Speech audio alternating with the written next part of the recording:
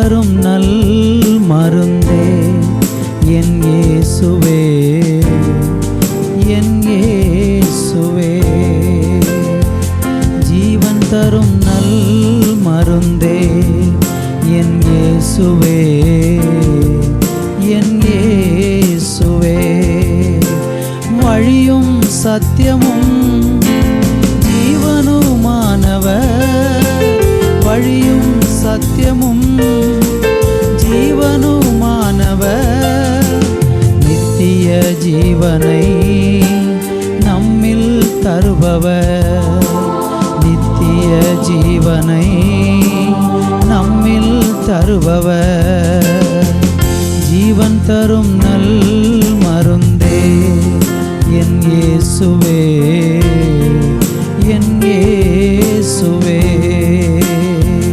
ஜீவன் தரும் நல் மருந்தே என் இயேசுவே, என் இயேசுவே.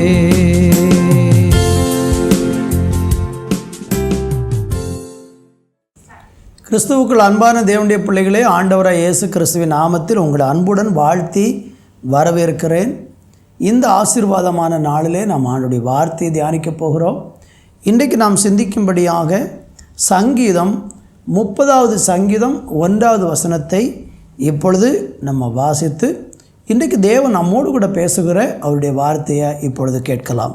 கர்த்தாவே, கர்த்தாவே, என் சத்துருக்கள் என்னை மேற்கொண்டு, சத்துருக்கள் என்னை மேற்கொண்டு மகிழ ஒட்டாமல், மகிழ ஒட்டாமல், நீர் என்னை கை தூக்கி எடுத்தபடியினால், நீர் என்னை கை தூக்கி எடுத்தபடியினால் நான் உம்மை போற்றுவேன், நான் உம்மை போற்றுவேன்.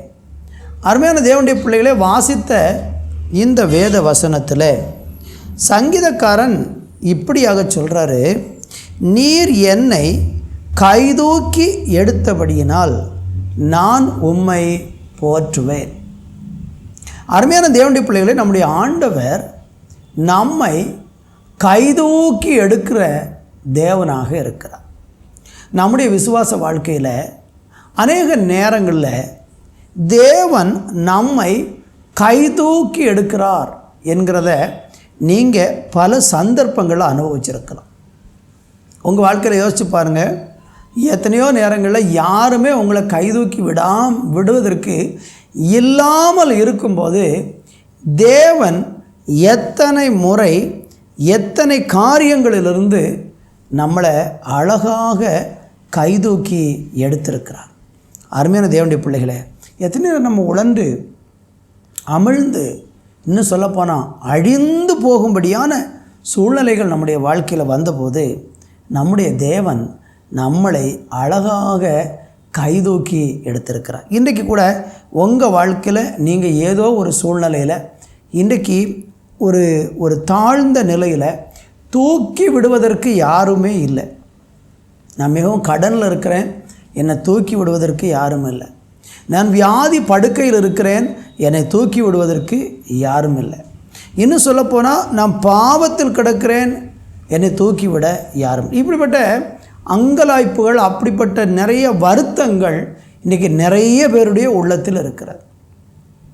உங்கள் உள்ளத்துலேயும் இன்றைக்கி அப்படிப்பட்ட ஒரு எண்ணத்தோடு நீங்கள் இருக்கலாம். என்னை தூக்கி விடுவதற்கு யாருமே இல்லையே, நான் எப்படி இதிலிருந்து மேலே வரப்போகிறேன், நான் எப்படி இதிலிருந்து எழும்பி வரப்போகிறேன், எனக்கு யாராவது ஒருவர் கை கொடுத்தா நான் எழும்பி வந்து விடுவேனே என்றெல்லாம் சொல்லி உங்கள் இருதயத்தில் இன்றைக்கி நிறைய ஏக்கத்தோடும் வேதனையோடும் இந்த செய்தியை நீங்கள் கேட்டுக்கொண்டிருக்கிறீங்கன்னா, இன்றைக்கி இந்த வார்த்தை உங்களுக்கு தான் ஆண்டவர் பேசுகிறாரு. உங்களை தூக்கி விடுவதற்கு இந்த உலகத்தில் எந்த மனிதன் இருக்க போவதில்லை. உங்களை கைதூக்கி எடுக்கக்கூடிய, அது கைதூக்கி விடக்கூடிய ஒருவர் இருக்கிறார்.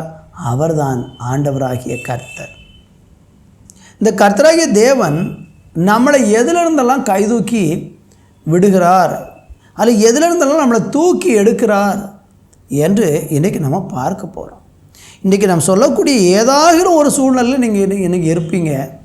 அதிலிருந்து இன்றைக்கி இயேசு உங்களை தூக்கி விடப்போகிறார். கர்த்தருக்கு மகிமை உண்டாகட்டும்.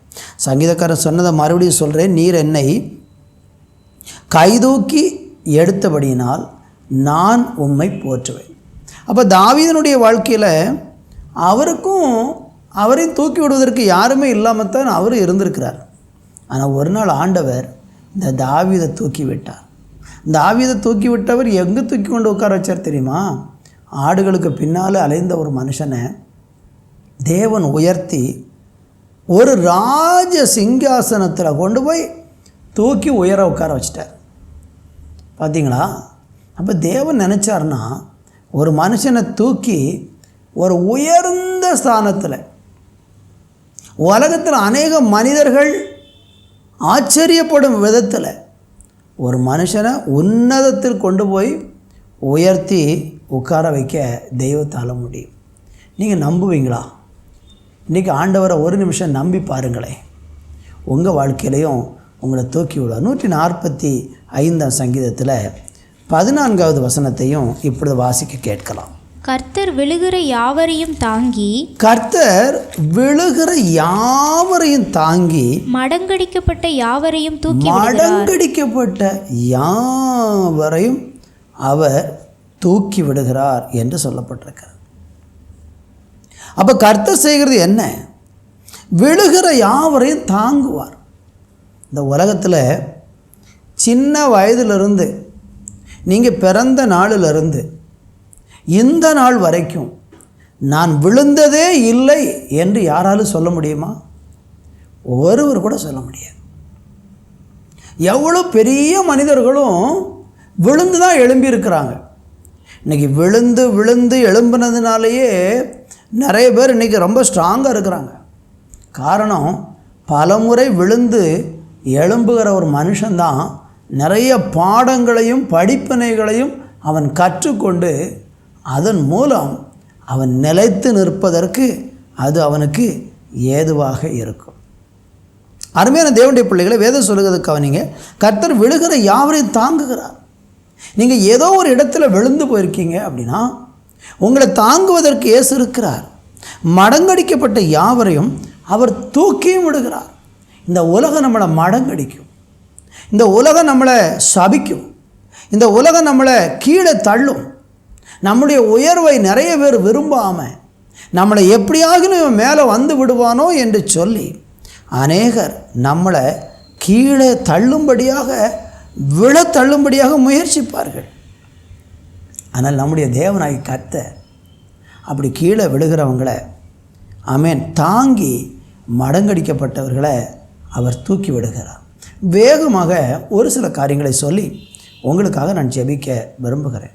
முதலாவது நம்ம பார்த்தீங்கன்னா, ஆண்டவர் நம்மளை எதிலிருந்து தூக்கி விடுகிறார்னா மரண வாசல்களிலிருந்து நம்மை தூக்கி விடுகிறார். சங்கீதம் 9ஆம் சங்கீதம் 13வது வசனத்தை இப்பொழுது நம்ம வாசிக்க கேட்கலாம். மரண வாசல்களில் இருந்து என்னை தூக்கி விடுகிற கர்த்தாவே, என்னை தூக்கி விடுகிற கர்த்தாவே, நான் உம்முடைய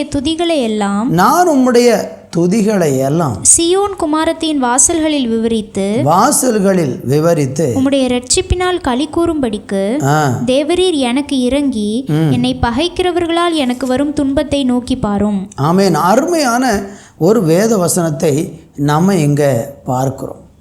மரண வாசல்களிலிருந்து என்னை தூக்கி விடுகிற கர்த்தாவே என்று சங்கீதக்காரன் தேவனை நோக்கி ஜெபம் பண்ணுகிறார்.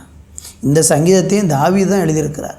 அநேக நேரங்களில் ஒரு மனுஷன், பல மனிதர்கள் தங்களுடைய வாழ்க்கையில் மரிப்பதற்கு முன்பதாக அந்த மரண விளிம்பு வரைக்கும், அந்த மரண வாசல் வரைக்கும் போய்விட்டு திரும்பி வந்தவர்கள் ஏராளம் உண்டு. நீங்கள் நன்றாக யோசித்து பாருங்கள். ஒருவேளை உங்கள் வாழ்க்கையில் எத்தனையோ சந்தர்ப்பங்களில் மரணத்துக்கு சமீபமாக சென்று விட்டு திரும்பி வந்ததெல்லாம் உங்கள் அனுபவமாக இருக்கலாம். அதுக்கெல்லாம் யார் காரணம்னு நினைக்கிறீங்க? நீங்கள் பல காரியங்கள் காரணமாக நினைக்கலாம். நான் மரணத்திலிருந்து தப்புவதற்கு காரணம் நான் செய்த புண்ணியம் அப்படின்னு நீங்கள் நினைத்து கொண்டு இருக்கலாம். அல்லது நீங்கள் சொல்லலாம், நான் யாருக்கு எந்த தீமையும் செய்ததே இல்லை, அதனால் நான் மரிக்காமல் பிழைச்சிட்டேன் அப்படின்னு சொல்லலாம். அல்லது நான் ரொம்ப பக்திமானாக இருக்கிறேன், அந்த பக்தி நிமித்தம் எனக்கு இந்த மரண அழிவு வரலை என்று நினைக்கிறேன். இது எதுவுமே காரணம் கிடையாது. ஒரு மனுஷன் அவனுக்கு தேவன் நியமித்த காலத்துக்கு முன்பதாக அவனுக்கு விரோதமாக மரணத்துக்கு ஏதுவான பலவிதமான கட்டுகள், சங்கீதக்காரன் தாவீது சொல்லும்போது சொல்கிறார், மரண கண்ணிகள் என்னை சூழ்ந்து கொண்டது என்று சொல்கிறார். சில நேரம் மரணம் நமக்கு மிகவும் சமீபமாக இருக்கலாம். தாவீது தன்னுடைய வாழ்க்கையில் பல முறை மரணத்துக்கு ரொம்ப சமீபமாக போனார். அதில் முதல் காரியம் என்னென்னா, அவன் ஆடுகளை மேய்த்து கொண்டிருக்கும் போது அவனுக்கு விரோதமாக ஒரு முறை ஒரு சிங்கமும் இன்னொரு முறை ஒரு கரடியும் அவனுக்கு விரோதமாக வந்தது. ஆனால் ஆண்டவர் என்ன செய்தார் என்றால், அவன் ஆடுகளை பிடித்து கொண்டு போகும்படியாக வந்த அந்த சிங்கத்தையும் அந்த கரடியையும் அவன் அப்படியே பீறி போட்டான். அவனுக்கு விரோதமாக அது எழும்பியது, அவன் அதை கொன்று போட்டதாக வேதத்தில் நம்ம படிக்கிறோம். என்னை கேட்கிற அருமையானவர்களே, இன்றைக்கு நம்மளை கர்ஜிக்கிற சிங்கத்தை போல எவனை விழுங்கலாமோ என்று பிசாசு சுற்றி திரிந்து கொண்டு இருக்கிறான். நீங்கள் யோவான் 10:10 படித்தீங்கன்னா, பிசாசானவன் கொல்லவும் அழிக்கவும் வருகிறானே அன்றி வேற ஒன்றுக்கும் வரான் என்று வேதம் சொல்லுகிறது. அவன் திருடனாக இருக்கிறான். அவன் கொல்லவும் அழிக்கவும் நினைக்கிறான். ஒரு மனுஷனுக்கு கடவுள் கொடுத்த ஆயுசின் காலம் முடிவதற்கு முன்பதாக அவனை எப்படியாகிலும் மரண இருளிலே தள்ளிவிட வேண்டும், அவனை மரிக்க பண்ண வேண்டும், அவனை அழித்து விட வேண்டும் என்று பிசாசு இன்றைக்கு ஒரு பயங்கரமான ஒரு மரண விருப்பத்தோடு இன்றைக்கு மக்களை பின்தொடர்ந்து கொண்டிருக்கிறார். என்னை கேட்கிற அருமையானவர்களே, நம்முடைய வாழ்க்கையிலையும் கூட அவன் எத்தனையோ முறை சாத்தான் நம்மளை மரணத்தில் ஆழ்த்த நினச்சான். ஆனால் இன்றைக்கு ஜீவனோடு இருக்க காரணம் யார் தெரியுமா? ஆண்டவராகிய கர்த்தர் ஒருவர் தான். நான் ஆரம்பத்தில் சொன்னது போல், ஆமேன், நம்ம மரிக்காமல் இருப்பதற்கு ஒருவேளை நம்ம காரணம்னு நினைக்கலாம், அல்லது ஏதோ ஒன்று காரணம். ஒன்றும் கிடையாது, கர்த்தர் ஒருவர் தான். இந்த செய்தியை கேட்கிற நீங்கள் ஒருவேளை ஒரு மரணத்தின் விளிம்பில் போய் உட்கார்ந்துருக்கலாம். எதுக்கு நான் இனி உயிரோடு வாழணும்? எனக்கு இவ்வளோ பிரச்சனையாகிவிட்டது, நான் நம்பினவர்கள் என்னை ஏமாற்றி விட்டாங்க, கடன் எனக்கு தலைக்கு மேலே வந்து விட்டது, இந்த கடனை அடைப்பதற்கு எனக்கு நிர்வாகமே இல்லை, அல்லது வியாதியின் கொடுமை தாங்க முடியலை, ராத்திரியெல்லாம் தூக்கம் இல்லை, வேதனையில் அழுது கொண்டிருக்கிறேன், எப்படியாகிலும் தற்கொலை பண்ணி மரித்து விடலாம் என்று கூட நீங்கள் எண்ணலாம். இன்னும் உலக பிரகாரமாக பண நஷ்டங்கள், காதல் தோல்விகள், இப்படி ஏராளம் காரியங்கள் சொல்லிக்கொண்டே போகலாம். ஒரு சிலருடைய இருதயத்துக்குள்ளே பிசாசு வந்து, நீ ஏன் உயிரோடு இருக்கணும், நீ மரித்து விடு, நீ மரித்து விடு என்று அவன் பேசிக்கொண்டே அவனை தூண்டிக்கொண்டே இருக்கிற சூழ்நிலையிலையும் சிலர் காணப்படலாம். இன்றைக்கி ஒருவேளை ஏதோ ஒரு சூழ்நிலையில் எனக்கு நீ வாழ்க்கையில் வாழ்கிறதுக்கே பிடிக்கலை, நான் மரிக்கத்தான் போகிறேன் என்று சொல்லி நீங்கள் யோசிக்கிறீங்கன்னா, உங்களை மரண வாசலிருந்து விடுவிக்கிற ஒரு தெய்வம் இருக்கிறார். நீங்கள் ஏன் மரிக்கணும்? உங்களை வாழ வைக்கிற ஒரு தெய்வம், அந்த மரண விளிம்பிலிருந்து தூக்கி எடுத்து உங்களை கனம் பண்ணுகிற ஒரு தெய்வம் இருக்கிறார். அவர் தான் ஆண்டவராகிய கர்த்தர். அந்த தேவனை இன்றைக்கு நீங்கள் விசுவாசித்து பாருங்கள். ஒரு நிமிஷம், ஆண்டவரே என்னுடைய வாழ்க்கையில் மரண விளிம்பிலிருந்து என்னை காப்பாற்றும் என்று நீங்கள் கூப்பிட்டு பாருங்கள்.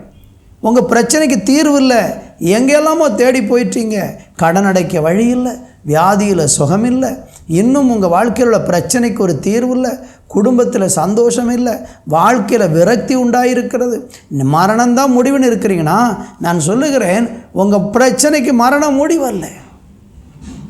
மரண வாசலிலிருந்து உங்களை தூக்குவதற்கு இயேசுவால் மாத்திரம்தான் முடியும். இயேசுவால் மாத்திரம்தான் முடியும். எத்தனை பேர் இன்றைக்கி மரிக்கணும்னு யோசித்து கொண்டிருந்த நிலையிலிருந்து இயேசு தூக்கி எடுத்திருக்கிறார் தெரியுமா? உங்களையும் அவர் தூக்கி எடுப்பார், உங்களையும் அவர் வாழ வைப்பார். உங்களை இந்த மரண வாசலிருந்து உங்களை தூக்கி உயர்ந்த ஸ்தானத்தில் வைத்து ஆசீர்வதிக்க வல்லவர். தாவீதினுடைய வாழ்க்கையில் சவுல் அவனை கொல்லுவதற்கு எப்பொழுதும் கையில் ஈட்டியை வைத்து கொண்டே இருந்தான். தாவீது சொல்கிறாரு, நான் மரணத்துக்கும் எனக்கும் ரொம்ப சமீபமாக இருக்கிறது, ஒரு முழம் கூட தூரம் இல்லை. அந்த அளவுக்கு மரணத்துக்கு ரொம்ப சமயமாக இருக்கிற காரணம், சவுல் என்னை எப்பொழுது கொண்டு போடுவானோ எனக்கு தெரியாது அப்படிங்கிறார்.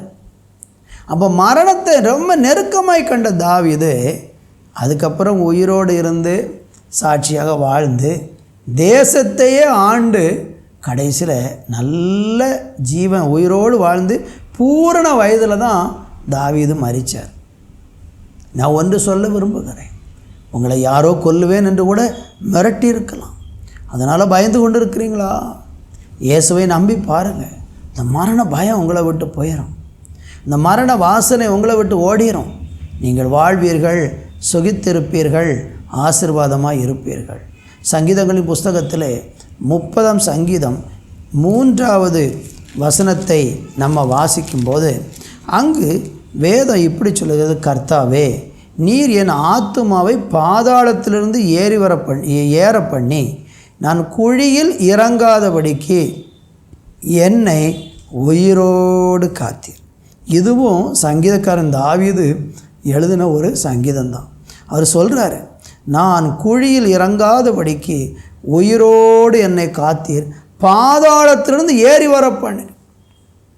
இந்த வார்த்தையை கேட்டுக்கொண்டிருக்கிற சகோதரனே, சகோதரியே, உங்களை பாதாள கட்டிலிருந்து, மரண கட்டிலிருந்து உங்களை தூக்கி விடுவதற்கு இயேசு போதுமானவராக இருக்கிறார். அடுத்ததாக நம்ம ஆண்டவர் எதிலிருந்து நம்மளை தூக்கி விடுகிறார். சங்கீதங்களின் புஸ்தகம் 18ஆம் சங்கீதத்தில் 16வது வசனத்தை வாசிக்க கேட்போம். உயரத்திலிருந்து அவர் கை நீட்டி, உயரத்தில் இருந்து அவர் கை நீட்டி என்னை பிடித்து ஜல பிரவாகத்திலிருந்து என்னை தூக்கிவிட்டார். ஜல பிரவாகத்தில் இருந்து என்னை தூக்கிவிட்டார். என்னை கவனிக்கிற அருமையானவர்களே, வசனம் சொல்லுகிறது ஜல பிரவாகத்திலிருந்து என்னை தூக்கிவிட்டார். ஜலப்பிரவாகம் அப்படி சொன்னால் அது ஒரு தண்ணி மாத்திரம் அல்ல. அடுத்த வசனத்தில் அவர் சொல்கிறாரு, என்னிலும் அதிக பலவான்களாக இருந்த என் பலத்த சத்ருவுக்கும் என்னை பகைக்கிறவர்களுக்கும் என்னை விடுவித்தார். சில நேரங்களில் மனிதர்கள் ஒரு ஜல பிரவாகம் போல ஒரு பெரிய கூட்டமாக சேர்ந்து கொண்டு நம்மளை அழித்து போடலான்னு நினைப்பாங்க. ஆனால் எத்தனை பேர் நமக்கு விரோதமாக எழும்பி நம்மளை அழிக்கணும்னு நினச்சாலும் ஒரு மனுஷன் கர்த்தரை நம்பி இருந்தாம்னா அந்த மனிதனை யாருமே அழிக்க முடியாது. எத்தனை பேர் விரோதியாக எழும்பினாலும் அவர்கள் நடுவிலிருந்து ஆண்டவர் ஜல பிரவாகத்தில் இருக்கிற என்னை தூக்கிவிட்டார் என்று சொல்லுகிறார் அல்லவா. தேவன் அப்படியாக ஒரு மனுஷனை தூக்கிவிட முடியும். ஜலப்பிரவாகம்னா பல அர்த்தங்கள் உண்டு, பல அர்த்தங்கள் உண்டு. சில நேரம் பிரச்சனைகள் வெள்ளம் போல நம்முடைய வாழ்க்கையில் வரும், போராட்டங்கள் வெள்ளம் போல நம்முடைய வாழ்க்கையில் வரும். அது நடுவிலெல்லாம் ஆண்டவர் நம்மளை தூக்கி எடுப்பார். யோனாவின் புஸ்தகத்தில் நீங்கள் வாசித்தீங்கன்னா 2ஆம் அதிகாரம் 5-6 நீங்கள் படித்து பார்த்தீங்கன்னா, யோனா தேவனுக்கு பயப்படாமல், தேவனுக்கு கீழ்ப்படியாமல் ஆண்டவர் அவனை நினவைக்கு போக சொன்ன போது அவன் தர்சீசு பட்டணத்துக்கு போனான். ஆனால் என்ன நடந்ததுன்னு உங்களுக்கு தெரியும். அவன் போனதான கப்பலில் பயங்கரமான புயல் வர ஆரம்பித்தது. இருக்கிறவங்க எல்லாரும் பதறி அழுது போனார்கள். கடைசியில் இவன் ஒரு கட்டிலுடைய அந்த படகுனுடைய அடித்தட்டில் போய் அவன் படுத்திருக்கிறான். அவனை கண்டுபிடிச்சி இந்த ஜலப்பிரவாகத்துக்கு யார் காரணம்னு கேட்டால் அவன் சொன்னான், நான் தான் காரணம். இந்த புயலுக்கும் காற்றுக்கும் காரணம் யாருன்னு கேட்டால் நான் தானா. அவனை தூக்கி அப்படியே அந்த சமுத்திரத்தில் எரிந்து விட்டார். அப்படி எரிந்த போது அவன் அங்கே அவனுக்காக ஒரு பெரிய மீனை கர்த்தர் ஆயத்தப்படுத்தியிருந்தார். அந்த மீனின் வயிற்றில் கிடந்து கொண்டு அவன் சொன்ன காரியத்தை தான் நம்ம அங்கே பார்க்குறோம். அதை இப்பொழுது வாசிக்க கேட்கலாம். தண்ணீர்கள் பிராண பரியந்தம் என்னை நெருக்கினது, தண்ணீர்கள் பிராண பரியந்தம் என்னை நெருக்கியது. ஆழி என்னை சூழ்ந்தது, ஆழி என்னை சூழ்ந்தது, கடற்பாசி என் தலையை சுற்றி கொண்டது, பர்வதங்களின் அடிவாரங்கள் பரியந்தமும் இறங்கினேன். பூமியின் தாழ்பால்கள் என்றென்றைக்கும் என்னை அடைக்கிறதா இருந்தது. ஆனாலும் என் தேவனாகிய கர்த்தாவே, நீர் என் பிராணனை அழிவுக்கு தப்புவித்தீர். நல்ல கவனிங்க, ஒரு மனுஷன் ஒரு மீனுடைய வயிற்றில் 3 நாட்கள் அவன் இருந்தான். அந்த மீன் வயிற்றில் கிடந்தபோது அந்த மீன் அவனை தண்ணிக்கு அடியிலேயே வைத்திருந்தது 3 நாட்கள். கடைசியில் அவனை கொண்டு போய் அந்த ஆண்டவர் எந்த இடத்துல அவனை கொண்டு போய் விடணும்னு விரும்பினாரோ அந்த இடத்துல அந்த மீன் அவனை கொண்டு போய் கக்கி விட்டது. கரையில் கொண்டு அவனை கக்கி விட்டது. அந்த 3 நாட்கள் அவன் அந்த மீனின் வயிற்றில் இருக்கும்போது தான் அவன் சொல்கிறான், என் தேவனாகிய கர்த்தாவே, நீர் என் பிராணனை அழிவுக்கு தப்புவித்தீர் என்று சொல்கிறான். அருமையான கர்த்தருடைய பிள்ளைகளே, இந்த நாளிலையும் கூட நாம் ஏதோ ஒரு விதத்தில் தேவனுக்கு கீழ்ப்படியாமல், கர்த்தருக்கு பயப்படாமல், துணிகரமாக பாவம் செய்து கொண்டு தேவனுடைய உள்ளத்தை உடைக்கும் விதத்தில் நம்ம நடந்து கொண்டிருந்தோம்னா, ஆமேன், அப்படிப்பட்ட மனிதர்களை ஆண்டவர் சில நேரம் ஜலப்பிரவாகத்துக்குள்ளே தள்ளுகிறது போல் அனுமதிப்பார். அதில் அவன் ஆழியின் நடுவில் கடந்து அவன் கூப்பிடும்போது கர்த்தர் அவனை அழிவுக்கு தப்பு வைக்கிறார். இந்த யோனாவை வேணால் கர்த்தரை அழிச்சிருக்கலாம், ஆனால் அவனுடைய தப்பை அவனுக்கு உணர்த்தணுங்கிறதுக்காக அந்த 3 நாட்கள் அவனுக்கு ஆண்டவர் ஒரு சிக்ஷை கொடுத்தார். என்னை கேட்கிற அருமையான தேவனுடைய பிள்ளைகளே, உங்கள் வாழ்க்கையிலும் கூட இன்றைக்கு கடவுளுக்கு பயப்படாதனால தேவனுடைய சிக்ஷையை நீங்கள் சுமக்கலாம். தேவன் உங்களை சில நேரம் அப்படிப்பட்ட நெருக்கத்தின் பாதையில் அனுப்பி சில உபத்திரவம், சில பாடுகளின் பாதையில் உங்களை கொண்டு போகிறார்னா உங்களை அழிக்கிறதுக்கு இல்லை, அங்கிருந்தும் கர்த்தர் உங்களை தூக்கி எடுக்க அவரால் முடியும். எனவே நீங்கள் தேவனை அறிந்து சில பாடுகளை அனுபவித்து கொண்டிருக்கலாம். அதற்கு காரணம் உங்களுடைய கீழ்ப்படியாய்மை, உங்களுடைய பாவம், உங்களுடைய தேவனுக்கு விரோதமான செயல்கள், எதுவோ ஒன்று அதுவாக இருந்தால் தெய்வம் அதிலிருந்தும் உங்களை தூக்கி எடுத்து கனப்படுத்த அவர் போதுமானவராக இருக்கிறார். அதனால் பயப்படாதீங்க, சோர்ந்து போகாதீங்க. தேவன் மேல் இன்னும் அதிகமான நம்பிக்கை வைத்து அவரை உண்மையாய் சேவிப்பேன்னு தீர்மானம் எடுங்க. நான் தேவனை விட்டு விலக மாட்டேன், அவருடைய வழியில் நடப்பேன்னு சொல்லி நீங்கள் முடிவெடுங்க. அப்படி செய்யும்போது ஆண்டவர் உங்களை தூக்கி மறுபடியும் உயர்ந்த ஸ்தானத்திற்கு கொண்டு வருவார். சங்கீதம் 40 சங்கீதத்தில் 2வது வசனத்தை நம்ம வாசிக்கும்போது ஆண்டவர் உளையான சேற்றிலிருந்து நம்மளை தூக்கி விடுகிறார் என்று சொல்லப்பட்டிருக்கிறது. வாசிக்க கேட்கலாம். பயங்கரமான குழியிலும் உளையான சேற்றிலும் இருந்து என்னை தூக்கி எடுத்து என் கால்களை கன்மலையின் மேல் நிறுத்தி என் அடிகளை உறுதிப்படுத்தி நமது தேவனை துதிக்கும் புதுப்பாட்டை அவர் என் வாயிலே கொடுத்தார். அநேகர் அதை கண்டு பயந்து கர்த்தரை நம்புவார்கள். எவ்வளவு அருமையான ஒரு வசனம்! பயங்கரமான குழியிலும் உளையான சேற்றிலும் இருந்து என்னை தூக்கி எடுத்தார். என்னை கேட்கிற அருமையானவர்களே, இந்த பயங்கரமான குழியும் உளையான சேரும் வேதத்தில் நமக்கு படிக்கும்போது அது எதை குறிக்கிறது என்றால் பாவத்தை குறிக்கிறது. சேரும் சகதியுமாக வாழ்க்கையெல்லாம் நாற்றம் எடுத்து ஒரு சாக்கடையில் கிடக்கிறது போல குடித்து வெறித்து அருவருப்பான இச்சைகளில் எல்லாம் வாழ்ந்து தன்னுடைய இருதயத்தை கெடுத்து கொண்டிருக்கிற மனிதர்கள், தேவனுக்கு விரோதமாய் பாவம் செய்து அந்த பாவத்தினால கரைபட்ட மனிதர்கள் ஏராளம் இருக்கிறார். இருதயம் கரைபட்டு விட்டது. சேரும் சகதியுமான ஒரு வாழ்க்கை. பாருங்கள், இன்றைக்கி நிறைய பேர் குடிச்சிட்டு நடு ரோட்டில் கிடக்கிறாங்க. குடித்து விட்டு வீட்டுக்குள்ளே சண்டை போட்டு பக்கத்து வீட்டில் எல்லாம் அவமான நிந்தைகள், ஒரே நாற்றமெடுத்த வாழ்க்கை. உங்கள் வாழ்க்கையில் அப்படிப்பட்ட ஒரு நிலையில் நீங்கள் இருக்கிறீங்கன்னா உங்களை உளையான சேற்றிலிருந்து தேவன் தூக்கி எடுத்து உங்களை உயர்த்த விரும்புகிறார். என்ன சொல்கிறார் பாருங்கள், என் கால்களை கண்மலையின் மேல் நிறுத்தி என் அடிகளை உங்களை கண்மலைக்கு உயர்த்துவார். சகோதரனே, உங்கள் வாழ்க்கை ஒரு நாற்றம் எடுத்த வாழ்க்கை போல் இருக்குதா? மற்றவங்க உங்களை பார்த்து அசிங்கமாக பேசுகிறாங்க, ஓ இவனுடைய வாழ்க்கை இப்படி ஆகிவிட்டதே அப்படி சொல்லி உங்களை கேவலமாய் பேசுகிற அளவுக்கு உங்கள் குடும்பத்தின் நற்பேரெல்லாம் கெட்டு போகும் விதத்தில் இருக்கும் என்றாலும் நான் உங்களுக்கு சொல்ல விரும்புகிறேன், கர்த்தர் அந்த உளையான பாவத்திலிருந்து உங்களை தூக்க முடியும். நீங்கள் பாவத்திலிருந்து விடுதலை வேணும்னு விரும்பினா போதும். தேவனிடத்தில் தேவனே என் பாவத்தை மன்னித்து என்னை தூக்கி விடும் நீங்கள் கேட்டால் போதும். உங்கள் பாவத்தை மன்னித்து உங்களை தூக்கி எடுத்து அநேகருக்கு வாசனை வீசுகிற ஒரு நல்ல சந்தன மரமாக ஆண்டவர் மாற்றுவார். நீங்கள் அநேகருக்கு ஆசீர்வாதமாக இருப்பீங்க. உங்கள் வாழ்க்கை மற்றவங்களுக்கு ஆசீர்வாதமாக இருக்கும்.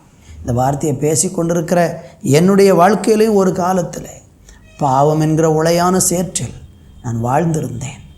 என்னையே என்னால் கழுகி கொள்ள முடியவில்லை, என்னாலே என்னை சுத்தம் பண்ணி கொள்ளவே முடியவில்லை. ஆனால் இயேசுவை விசுவாசித்த போது கொடுமையான கொடூரமான அருவருப்பான பாவத்திலிருந்து ஆண்டவராக இயேசு என்னை விடுதலையாக்கினார், ரட்சிக்கப்பட உதவி செய்தார். இயேசு ஒருத்தர் தான் நம்மளை பாவத்திலிருந்து ஆமென் விடுதலையாக்க முடியும். இயேசுவை தவிர இந்த உலகத்தில் பாவ மன்னிப்பு தருவதற்கு யாருக்கும் அதிகாரம் இல்லை. மனுஷகுமாரன் ஒருவர் தான் பூமியில் பாவத்திலிருந்து விடுதலையாக்குகிறவர். காரணம், பாவத்தில் வாழக்கூடிய மனிதனை பாவத்திலிருந்து விடுதலையாக்க சிலுவையில் மரித்தவர் ஆண்டவராகிய இயேசு கிறிஸ்து. ஆண்டவராக இயேசு கிறிஸ்துவாலே அல்லாமல் ஒரு மனுஷனுக்கு ரட்சிப்பு இல்லை, பாவ மன்னிப்பு இல்லை. உலகத்தின் பாவத்தை சுமந்து தீர்க்கிற தேவ ஆட்டுக்குட்டி என்று அவரை பற்றி வேதம் சொல்லுகிறது. ஆண்டவராக இயேசு கிறிஸ்து சொல்லும் பொழுது அவரை பற்றி வேதம் சொல்லுகிறது, நம்முடைய பாவங்களை அறிக்கையிட்டால் சகல அநீதியை நீக்கி நம்மளை சுத்திகரிப்பதற்கு அவர் உண்மையும் நீதியுமாக இருக்கிறார்.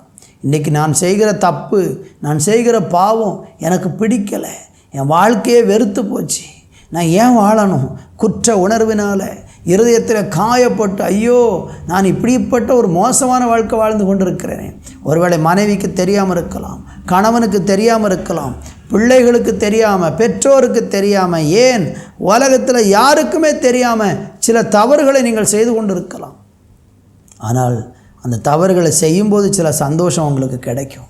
ஆனால் அப்புறம் அது உங்களை குற்றப்படுத்தும், உங்களை காயப்படுத்தும், உங்கள் இருதயத்தில் வாதிக்கும், உங்கள் இருதயத்தில் ஒரு குற்ற உணர்வு அப்படியே உண்டாகும். அது உங்களை ஏன் வாழணுங்கிற ஒரு வெறுப்புக்குள்ளே கொண்டு போயிடும். ஆனால் நீங்கள் குற்ற உணர்வோடு வாழ வேண்டிய அவசியம் இல்லை. இயேசு வண்டைக்கு வந்தால் பாவ உணர்வை தருவார்.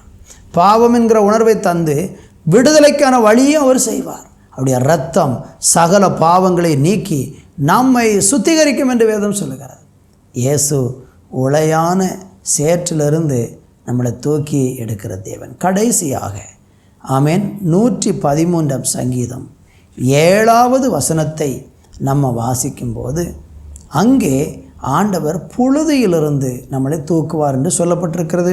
வாசிக்க கேட்கலாம். அவர் சிறியவனை புழுதியிலிருந்து தூக்கி விடுகிறார். அவர் சிறியவனை புழுதியிலிருந்து தூக்கி விடுகிறார். எளியவனை குப்பையிலிருந்து உயர்த்துகிறார். எளியவனை குப்பையிலிருந்து அவர் உயர்த்துகிறார். என்னை கேட்டுக்கொண்டிருக்கிற அன்பு தேவ பிள்ளைகளே, நம்முடைய தேவனாகிய கர்த்தர் ஒரு மனுஷனை சிறியவனை புழுதியிலிருந்து தூக்குவார். உங்களை பார்க்குறதற்கும் நீங்கள் உங்களுடைய சுபாவத்திற்கும் எல்லாமே நீங்கள் ஒரு சிறியவர்கள் போல் இருக்கலாம். உங்களை அற்பமாக எண்ணுவாங்க. தாவீது ஒரு சிறு பையனாக தான் இருந்தான். ஆனால் ஆண்டவர் அவனை என்ன செய்தார்? அந்த புழுதியிலிருந்து சிறியவனை புழுதியிலிருந்து தூக்கினார். சகோதரர்லாம் சொன்னாங்க, நீ யுத்தத்தை பார்க்குறதுக்கு தானே வந்தேன், ஆடுகளை விட்டு விட்டு ஏன் இங்கே வரணும் என்று சொல்லி அவனை விரட்டுனாங்க. ஆனால் அந்த தாவீது சொன்னார், நான் வந்ததற்கு ஒரு முகாந்திரம் இல்லையா என்று அந்த பெலிஸ்தியனுக்கு விரோதமாக சவால் விட்டு அந்த கோலியாத்தை கொன்று இஸ்ரவேலுக்கு பெரிய வெற்றியை கட்டளையிட்டார். பாருங்கள், சிறியவனாக புழுதியில் கிடந்த ஒரு மனுஷனை ஆண்டவர் தூக்கி விடுகிறார். உங்கள் வாழ்க்கை யாருக்கும் பிரயோஜனம் இல்லாத ஒரு வாழ்க்கையா? புழுதி என்று சொன்னால் அது எதுக்கு பிரயோஜனப்படும்? எல்லாரும் அதை மிதிப்பாங்க, அது சில காரியங்களுக்கு உதவாது. ஆனால் உங்கள் வாழ்க்கையும் இன்றைக்கு புழுதி போல் இருக்கிறதா? நீங்கள் சிறியவனாக இருக்கிறீங்களா? சிறியவனை ஆண்டவர் புழுதியிலிருந்து தூக்கிவிட்டு எளியவனை குப்பையிலிருந்து உயர்த்துகிறார். குப்பையிலிருந்து உயர்த்த முடியும். ஒருவேளை உங்கள் வாழ்க்கை அப்படிப்பட்ட நிலைமையில் யாருக்கும் வேண்டாததான குப்பை, வீடுகளில் சேர்கிற குப்பையெல்லாம் எடுத்து என்ன செய்கிறாங்க? அதை கொண்டு போய் குப்பை கிடங்கில் போடுறாங்க. அல்லது நம்முடைய வாழுகிற பகுதியில் அந்த குப்பை வண்டிக்காரங்க வந்து எல்லாத்தையும் எடுத்து கொண்டு போவாங்க. அது வேண்டான்னு சொல்லி தானே அதை தூரம் போடுறோம். அப்போ நம்மளை நிறைய பேர் வேண்டாம் என்று ஒரு குப்பை போல் ஒதுக்கி வச்சுருக்கலாம். ஆனால் நீங்கள் தான் இயேசுவுக்கு வேணும். அவர் குப்பையிலிருந்து நம்மளை உயர்த்துகிற தேவனாக இருக்கிறார். கர்த்தருக்கு மகிமை உண்டாகட்டும். நீங்கள் இன்றைக்கி அப்படிப்பட்ட ஒரு உயர்வை விரும்புகிறீங்களா? இயேசுவை நம்புங்க. ஆண்டவர் அண்டைக்கு வாங்க. உங்களை ஆண்டவர் தூக்கி எடுப்பார். ஆனால் நீங்கள் தனித்து நின்னீங்கன்னா உங்களை தூக்க யாராலுமே முடியாது. நீங்கள் நான் என் பலத்தில் தான் நிற்கிறேன், நான் என்னுடைய தைரியத்தில் தான் நிற்கிறேன், எனக்கு நிற்க முடியும்னு அப்படி நினச்சிங்கன்னா நீங்கள் விழுந்து போயிடுவீங்க, எழும்பவே மாட்டீங்க.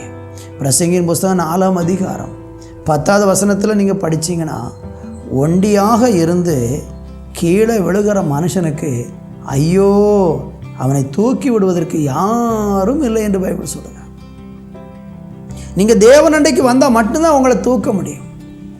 அவரை விசுவாசித்து பாருங்கள், உங்களை தூக்கி உயர்ந்த இடத்தில் வைப்பார். நான் உங்களுக்காக ஜெபிக்கட்டுமா?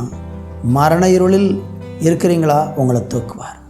ஜலப்பிரவாகத்தில் இருக்கிறீங்களா? உங்களை தூக்குவார். உளையான சேற்றில் பாவத்தில் கிடக்கிறீங்களா? தூக்குவார். பொழுதியில் இருக்கிறீங்களா? உங்களை தூக்கி எடுப்பார். நான் உங்களுக்காக ஜெபிக்க போகிறேன். நல்ல பிதாவே, இந்த வேலைக்காக நன்றி. இந்த வார்த்தையை கேட்ட ஒவ்வொரு பிள்ளைகளுடைய வாழ்க்கையிலையும் எந்தெந்த சூழ்நிலையிலெல்லாம் எழும்ப முடியாமல் மூழ்கி விழுந்து கிடக்கிறாங்களோ அதிலிருந்து உங்கள் கரத்தை பிடித்து இந்த நாளில் தூக்குவீராக. பாவத்திலிருந்து தூக்குவீராக. மரண விளிம்பிலிருந்து கர்த்தர் தூக்குவீராக. உளையான சேற்றிலிருந்து ஆண்டவர் தூக்குவீராக. புழுதியும் சிறியவனுமாய் இருக்கிற வாழ்க்கையிலிருந்து தூக்கி உயர்த்துவீராக. அப்படி செய்கிறதற்காக நன்றி.